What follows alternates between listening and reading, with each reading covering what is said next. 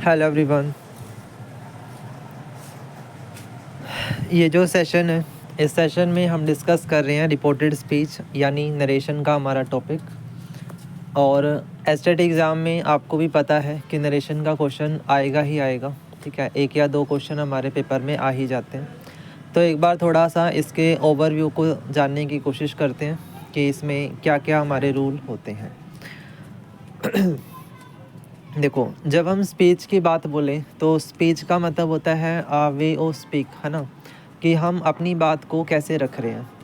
एक चीज़ ये है कि भाई मैं अपनी बात को किस तरह से रखता हूँ, और अगर किसी दूसरे की बात मुझे बतानी हो तो मेरा बात कहने का तरीका क्या होगा, है ना। अगर मैं खुद से कोई चीज़ डिफ़ाइन कर रहा हूँ तो वो डायरेक्ट स्पीच है, और अगर मुझे बताना है कि किसी दूसरे ने ये बात बोली है तो वो क्या होगा, इनडायरेक्ट स्पीच होगा।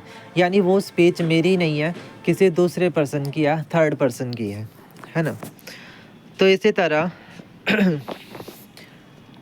जब हम स्पीच की बात कर रहे हैं तो ये दो तरह की है, एक डायरेक्ट स्पीच है और एक इनडायरेक्ट स्पीच है। डायरेक्ट स्पीच में क्या है कि वक्ता के कथन को ज्यों का त्यों ही व्यक्त किया जाता है, मतलब जैसा है वैसा का वैसा वो लिखा जाता है, तो वो क्या है, डायरेक्ट नरेशन है या डायरेक्ट स्पीच है। और इसमें हम नरेशन को या हमारे जो मेन सेंटेंस है उसको इन्वर्टेड कॉमा में लिख देते हैं। जबकि इनडायरेक्ट स्पीच में क्या है कि हम अपने वक्ता को हमारा जो स्पीकर है वो अपने शब्दों में दूसरे की बात को बताता है, राइट। तो यहाँ पर किसी भी तरह का कोई इन्वर्टेड कॉमा या इस तरह की चीज़ें जो है वो नहीं आती हैं।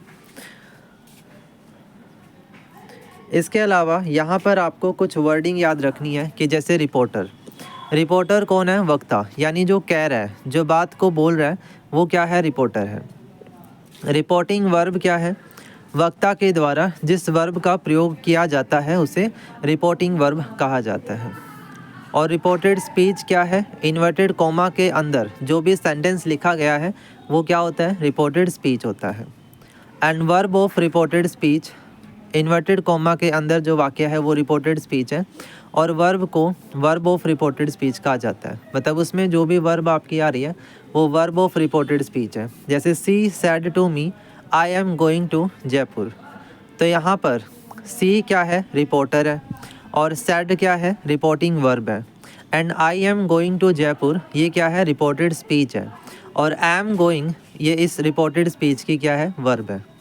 तो ये पूरा एक स्ट्रक्चर होता है स्पीच का, जहाँ पर हम डायरेक्ट स्पीच में इस सेंटेंस को जो है वो लिख रहे हैं, ठीक है। फिर इसके बाद rule of changing the direct speech into indirect speech, कि अगर हम डायरेक्ट स्पीच से इनडायरेक्ट स्पीच में कन्वर्जन करते हैं तो कैसे करेंगे। सबसे पहला रूल है कि डायरेक्ट स्पीच से इनडायरेक्ट स्पीच में परिवर्तन होने पर इन्वर्टेड कॉमा हट जाते हैं।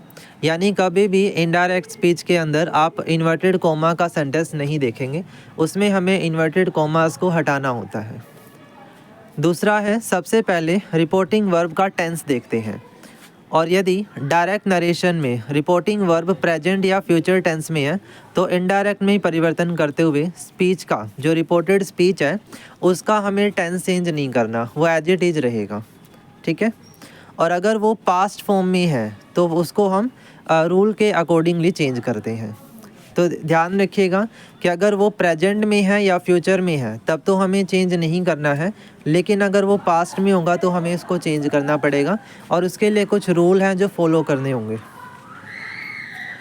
इनडायरेक्ट स्पीच में परिवर्तन होने पर रिपोर्टेड स्पीच के पर्सन का भी परिवर्तन होता है, यानी जो इसमें हम पर्सन्स यूज़ कर रहे हैं इनमें भी हमें चेंजेस करने हैं। जैसे कि फर्स्ट पर्सन रिपोर्टिंग वर्ब के सब्जेक्ट के अनुसार बदलता है, और सेकंड पर्सन रिपोर्टिंग वर्ब के ऑब्जेक्ट के अनुसार बदलता है, और थर्ड पर्सन जिसमें कोई भी परिवर्तन नहीं किया जाता। याद रखिएगा, फर्स्ट पर्सन को सब्जेक्ट के अकॉर्डिंग चेंज करेंगे, सेकंड पर्सन को ऑब्जेक्ट के अकॉर्डिंग चेंज करेंगे, और जो थर्ड पर्सन है उसमें कोई चेंज नहीं आता है। बचपन में एक रूल पढ़ते थे 1 2 3 वाला, SON, है ना, वही है ये, कि फर्स्ट पर्सन सब्जेक्ट के अकॉर्डिंग चेंज होता है, सेकंड पर्सन ऑब्जेक्ट के अकॉर्डिंग चेंज होता है, और जो थर्ड पर्सन है उसमें किसी भी तरह का कोई चेंज नहीं होगा, वो एज इट इज रहेगा, ठीक है। इसके बाद नेक्स्ट हमारे पास कुछ पर्सनल प्रोनाउन है तो इसमें हमारे पॉजेसिव केसेस क्या होंगे, नॉमिनेटिव क्या है और ऑब्जेक्टिव क्या है। जैसे I, we, you, he, she, it और दे, ये क्या है, नॉमिनेटिव केस है। इन्हीं का ऑब्जेक्टिव केस क्या है, me, us, you, him, her, it, them. ठीक है। फिर इसी का पॉजेसिव केस क्या है, my, our, your, his, her, its, their, है ना। फिर इसी तरह से इसका पॉजेसिव बनाया है, mine, ours, yours, his, hers, their, अगर ये एडजेक्टिव फॉर्म में है, राइट। प्रोनाउन के केस में अलग है और एडजेक्टिव में अलग है, तो याद रखिएगा ये रूल हमें ध्यान में होने चाहिए कि किस तरह से कन्वर्जन होगा। यदि रिपोर्टिंग वर्ब में से, सेज या विल से या सेड, इनमें से कोई भी वर्ड आ रहा है तो इनडायरेक्ट स्पीच में इन्हें से, सेज, विल से या सेड ही लिखना होता है, लेकिन इसके साथ हम टू लगा देते हैं। ठीक है। रिपोर्टिंग वर्ब के साथ टू जो है वो कनेक्ट कर देते हैं तो वो इनडायरेक्ट स्पीच में चेंज होगा। लेकिन अगर से टू लिखा है तो वहाँ उसको टेल में कन्वर्ट करेंगे, सेज टू लिखा है तो टेल्स में कन्वर्ट करेंगे, और सेड टू लिखा है तो टोल्ड में कन्वर्ट करेंगे। इसी तरह इनडायरेक्ट स्पीच में बदलने पर रिपोर्टिंग वर्ब के बाद सामान्य वाक्यों में दैट का प्रयोग होता है। ठीक है। किसका प्रयोग होता है बच्चा, दैट का प्रयोग होता है, याद रखेंगे। यानी कन्वर्जन करते हुए दैट हमें यूज़ करना है। क्लियर। इसी तरह अगर रिपोर्टिंग वर्ब पास्ट टेंस में है तो रिपोर्टेड स्पीच में टेंस जो होता है उसका भी पास्ट हो जाएगा। ठीक है। ये देखो आपका पूरा टेंस चार्ट बताया हुआ है कि किसका कन्वर्जन कैसे होएगा। जैसे प्रेजेंट इंडेफिनिट है तो उसको पास्ट इंडेफिनिट में बदलते हैं। प्रेजेंट कॉन्टिन्यूअस है तो वो पास्ट कॉन्टिन्यूअस में चेंज होगा। प्रेजेंट परफेक्ट है तो वो पास्ट परफेक्ट बनेगा। प्रेजेंट परफेक्ट कॉन्टिन्यूअस है तो वो पास्ट परफेक्ट कॉन्टिन्यूअस बनेगा। पास्ट इंडेफिनिट है तो वो पास्ट परफेक्ट बनेगा। पास्ट कॉन्टिन्यूअस है तो पास्ट परफेक्ट कॉन्टिन्यूअस बनेगा। पास्ट परफेक्ट है तो नो चेंज है। ठीक है। Past perfect continuous, no change. ठीक है। इसी तरह फ्यूचर वाले जो सेंटेंस हैं जैसे विल, शैल है तो उसका वुड या शुड चेंज होगा। कैन का कुड बनेगा, मी का माइट बनेगा। ठीक है। कुड, शुड, वुड, माइट, इनमें कोई भी चेंज नहीं होगा, एज इट इज़ लिखे जाएंगे। फिर इसी तरह हमारे पास है रिपोर्टिंग वर्ब पास्ट टेंस में है तो रिपोर्टिंग वर्ब स्पीच में कुछ शब्दों में परिवर्तन हो जाएगा। जैसे दिस है तो उसका दैट बनाएंगे, दीज का दोज, हेयर का देयर, हैंस का thence, hither thither, now then, ago before, thus so, today that day, tomorrow the next day, and you can say following day. ठीक है। Yesterday, the previous day, last week, month, year, the previous year, previous month, previous year, the last fortnight, the previous fortnight, the day before yesterday, the day before the previous day, है ना। इस तरीके से हम इनमें change करते हैं। Clear है। जैसे अब यहाँ पर इसमें देखो क्वेश्चन दिया है प्रेजेंट इंडेफिनिट में, तो he said to me I never eat sweets, तो इसको कैसे कन्वर्ट करा है, he told me, said to का क्या बना, टोल्ड मी, दैट, आई को क्या बना दिया, ही, है ना। फर्स्ट पर्सन है आई तो सब्जेक्ट के अकॉर्डिंग चेंज हुआ, ही आ जाएगा, he never ate sweets. Clear. फिर ऐसे ही प्रेजेंट कॉन्टिन्यूअस में Ram said to Shyam I am watching TV, तो यहाँ पर सेड टू का क्या बन जाएगा, टोल्ड, तो Ram told Shyam that, I का क्या बनेगा, he, right, he was watching TV. Person के अकॉर्डिंग चेंज हुआ, सब्जेक्ट के अकॉर्डिंग चेंज हुआ। ठीक है। परफेक्ट है जैसे Sita said I have already cooked, तो हमने क्या सेंटेंस बनाया, Sita said that she had already cooked, तो यहाँ पर सेड के साथ दैट आ गया और आई को शी में कन्वर्ट कर दिया। ठीक है। हैव का हैड बना दिया, मतलब वही प्रेजेंट से पास्ट बना दिया। परफेक्ट कॉन्टिन्यूअस है, Sonu said to me I have been reading for an hour, तो यहाँ पर भी सेड टू को टोल्ड बनाएंगे, जैसे Sonu told me that he had been reading for an hour. Similar past indefinite में सेंटेंस है कि she said to me, said to Ram I went to Jaipur last week, तो यहाँ पर सेड टू का टोल्ड बन गया, she told Ram that she had gone to Jaipur the previous week, last week का क्या बन गया, द प्रीवियस वीक। ठीक। ऐसे ही पास्ट कॉन्टिन्यूअस है, she said to me I was waiting for you, तो इसमें भी कन्वर्ज हो गया। और she told me that she had been waiting for me, right. तो ऐसे आपने यहाँ पर ये पूरा का पूरा रूल चार्ट दिया हुआ है, चेंज हो जिस तरह से कर रहे हैं, ठीक है।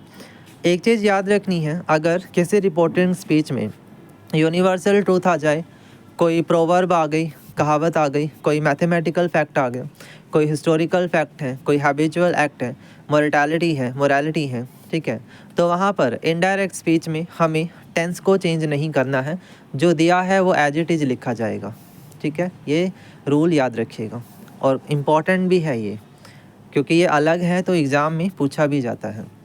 तो इन थोड़ा सा ध्यान रखिएगा इन बातों का, कि अगर इनमें से कोई भी बात है सेंटेंस में, तो वहाँ पर हमें टेंस को चेंज नहीं करना है, वो एज इट इज़ आएगा, ठीक है।